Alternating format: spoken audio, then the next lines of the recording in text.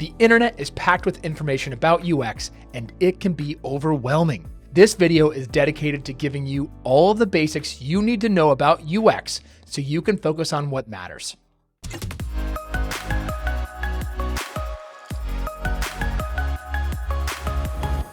In this lesson, we'll be answering the following questions. What is UX? Why is UX important?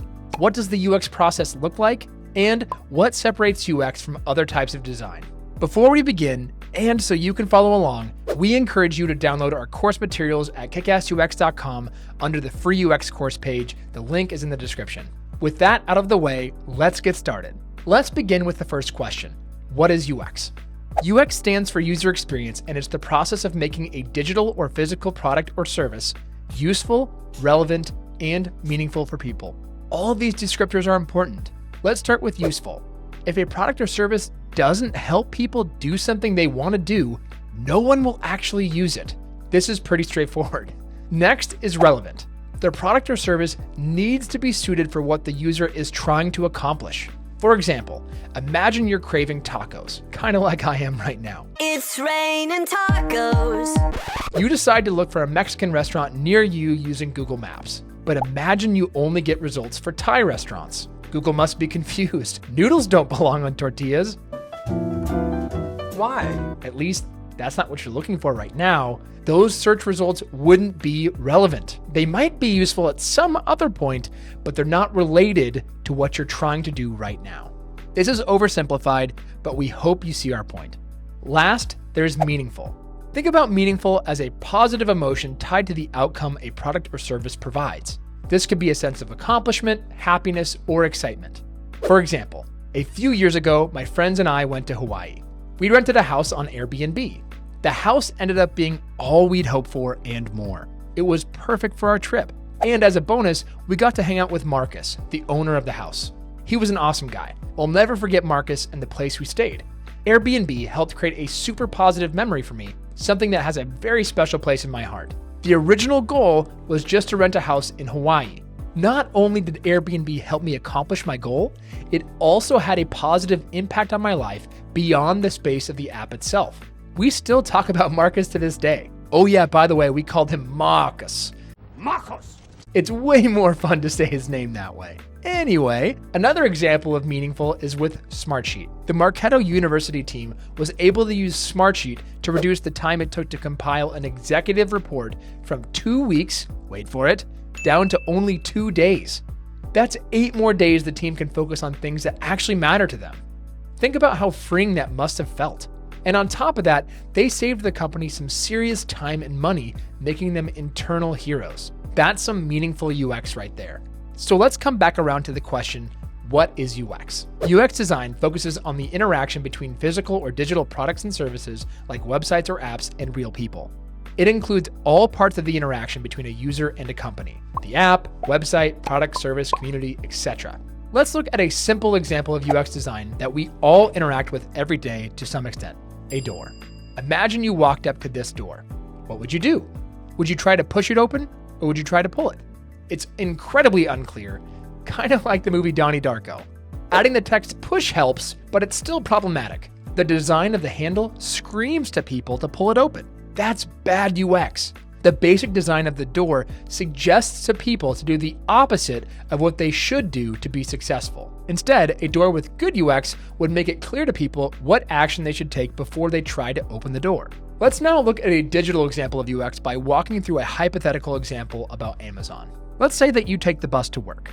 On the way, you enjoy listening to podcasts. Unfortunately, one day your headphones break. You're too busy to go to the store, so you decide to buy a new pair on Amazon. You open their mobile app, search for wireless headphones, then filter the results by products that have more than 4 stars. You spend the next 20 minutes reading through product reviews to find the best pair for your needs. Finally, you make the purchase. 2 days later, your headphones arrive in an Amazon branded box. That scenario encompasses the user experience of Amazon. Your goal was to buy a high quality pair of headphones to use on your commute. Amazon helps you accomplish your goal by giving you the ability to search for the type of headphones you are looking for and then letting you compare products based on others' reviews. The fulfillment of that goal came when your headphones arrived at your door in an Amazon box. There's a significant distinction to call out in this diagram. It's that the user interface, or UI, is part of the overall user experience of Amazon. There's a big misconception out there that UI is completely separate from UX. That's just not true. It's one of the pillars of UX as a whole. It's a subset. The entire user experience from this example spans from the start of the user problem all the way until their goal is fulfilled. The user interface of Amazon played a small but critical part of that experience. Without the UI, the user wouldn't have been able to accomplish their goal and get their headphones. With this in mind, let's talk about the 6 core disciplines of UX. First is user research, second, business analysis, third, information architecture, fourth, content strategy, fifth, interaction design, and sixth, visual design. That's a lot of hats to wear. There are many people that specialize in just one of those disciplines. Ludovic and I, on the other hand, are considered to be UX designer generalists, which means we wear all of those hats. That's also what we teach our students to be, UX generalists. As a user researcher, you're the voice for the user. You'll conduct user interviews, usability studies, heuristic evaluations, and surveys. You'll also build empathy maps, affinity maps, personas depending on whether or not your company believes in them or not, and research reports. As a business analyst, you need to understand the business strategy. You'll help ensure business objectives are being considered throughout the design process. As an information architect, you'll build the foundation and framework of the design. You'll design the navigation, create sitemaps, build the taxonomy, and organize information logically through schemes and structures. As a content strategist, you're in charge of creating the content. Go figure. You'll help write copy and create, organize, and map content. As an interaction designer, you bring the design to life. You'll create storyboards, sketches, wireframes, prototypes, and animations that map to users' mental models. And finally, as a visual designer, you make the designs beautiful. You'll create style guides, apply color theory, choose typography, create graphics, build icons, and design the final user interface. As a UX generalist, you have to wear all those hats at some point or another. One last point before moving on. As a designer, you're a problem solver. All types of design out there, from graphic design to UI design, are about solving problems. You start with what needs to be accomplished and how people react to what's in front of them and why. As a UX designer, your number one priority is to understand and solve user problems. Okay, at this point, we've answered the question, what is UX?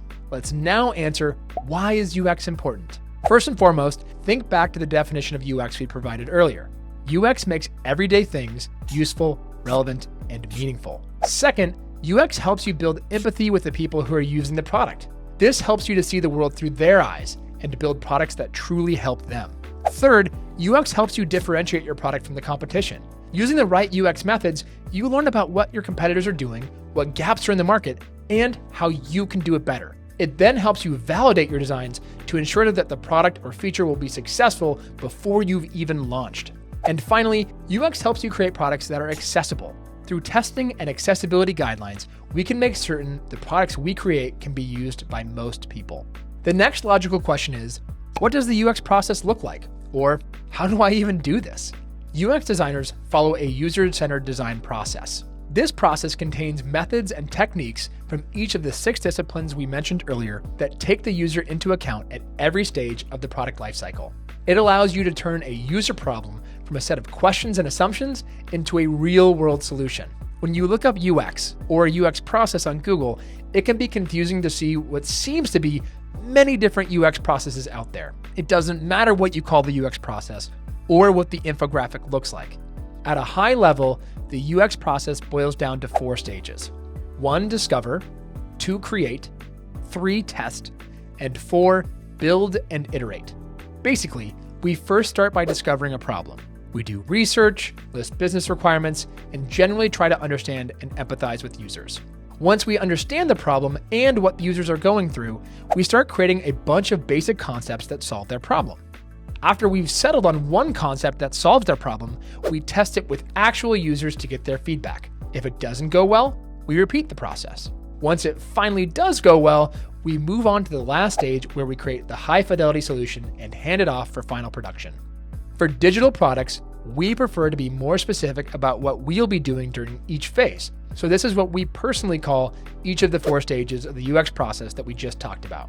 First is research and understanding. Second, information architecture and wireframing. Third, prototyping and usability testing, and fourth, visual design and handoff. Each of these stages contains a set of tools and methods to solve a user problem. It's important to note that these stages aren't necessarily linear, and it's not a step-by-step process. It's typical to jump back and forth between different phases. Think of this process as being dynamic. Depending on the context and the problem you're solving, you'll apply the methods that make the most sense. Let's now look at each stage of the UX process. First, research and understanding. Before starting the designs for any successful UX project, we need to fully understand a few things: the business, the user, the product, and the problem we're solving.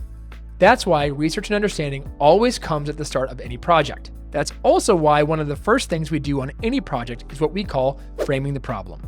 This is a living document that we use as a North Star throughout the UX process to provide clarity and help us focus on what we actually need to solve.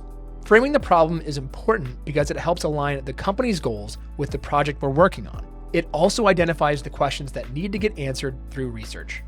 After framing the problem, we create a research plan.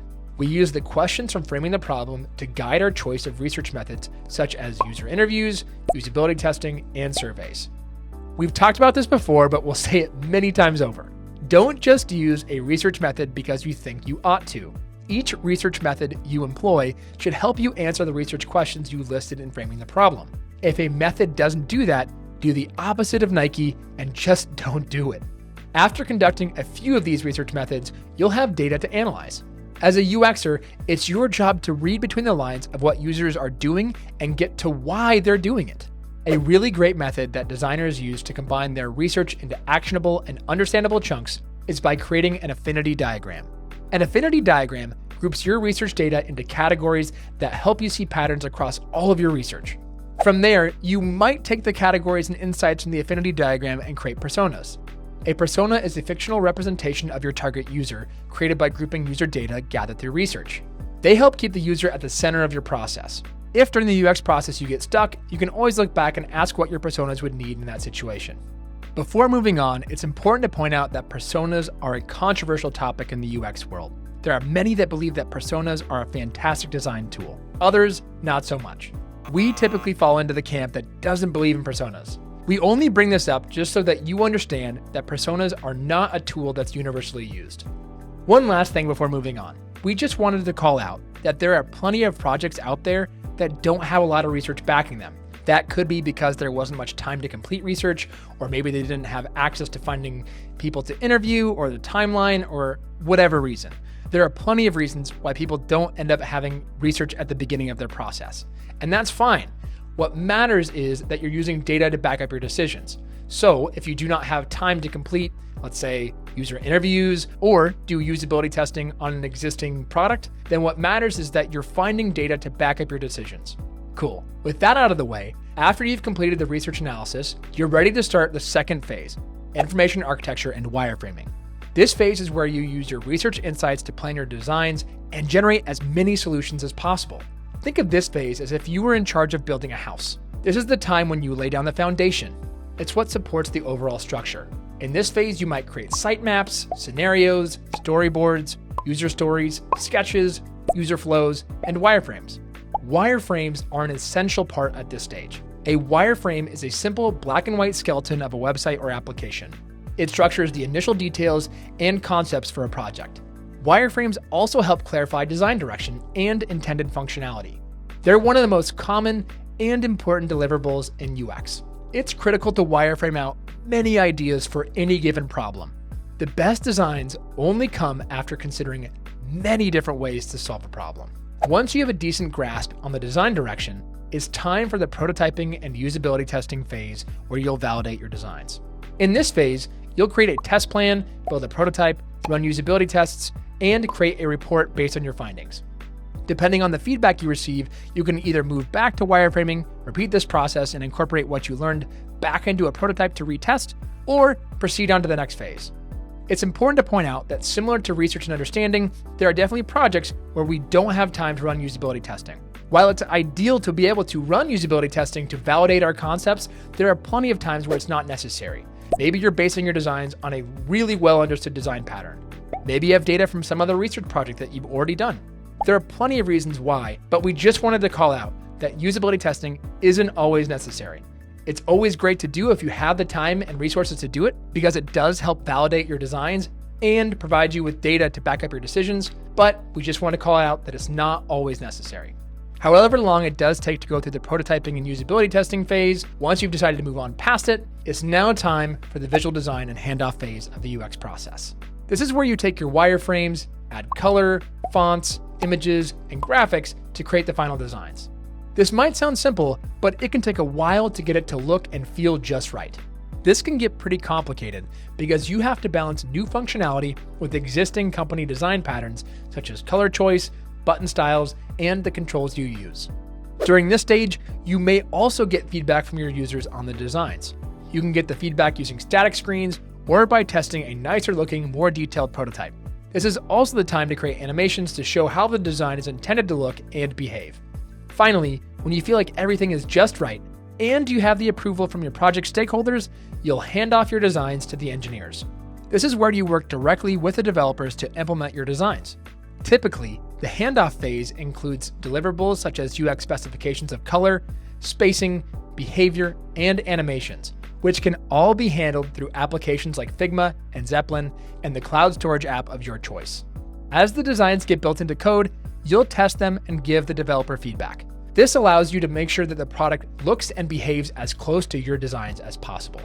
Once you're done with all of that, it's time to iterate on your work. Depending on the product and the product goals, once the product is out in the wild, you'll see how it performs and follow the process again and improve it even more.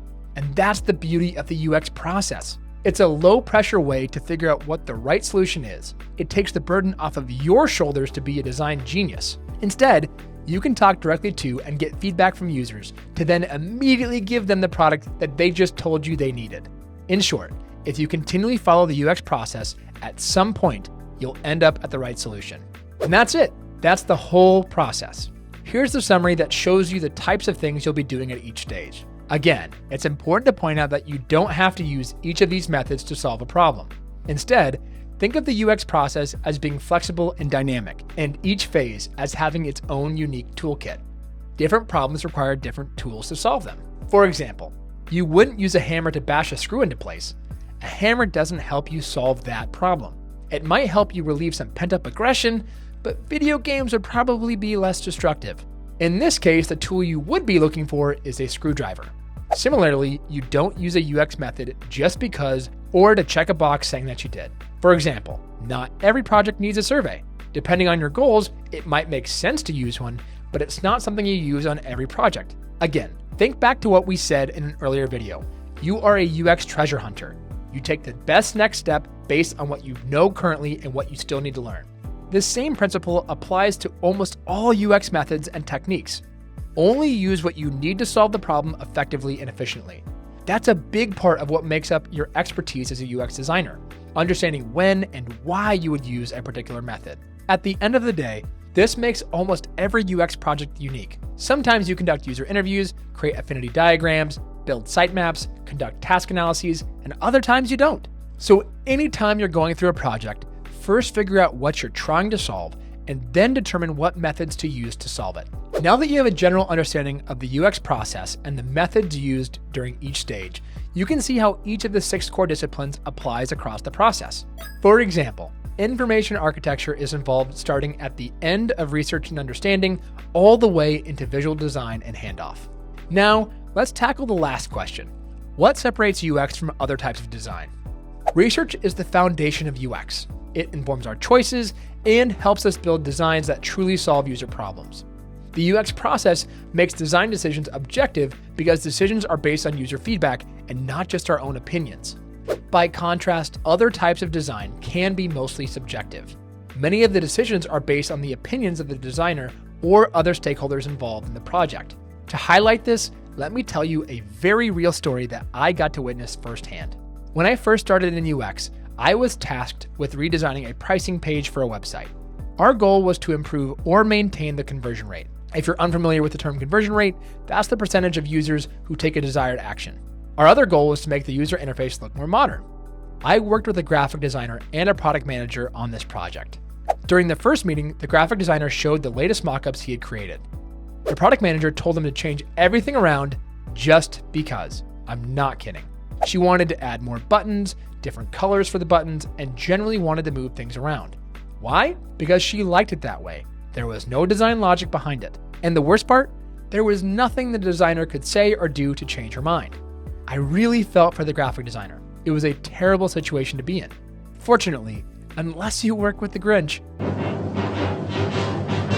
you don't have to worry about that as a UX designer because you can support your design decisions with real data from real people who actually use your product. Yes, there are people on the team where even when you present them data, they still believe their opinions matter more, but still, while subjectivity still does exist in UX, having data helps to alleviate a lot of it. You have more than just design principles to fall back on, and that's really what separates UX from other types of design. UX design is focused on the user, business, and technology needs and relies on user research. Other types of design are mostly focused on stakeholder needs and rely far more on principles. So with all of that said, with everything we've gone through, the UX process creates certainty in a product well before it's even created. We design products that are easy to use and are what users are looking for. One last thing before signing off, as a quick reminder, don't forget to go download our course materials at kickassux.com under the free UX course page. We'll see you in the next video.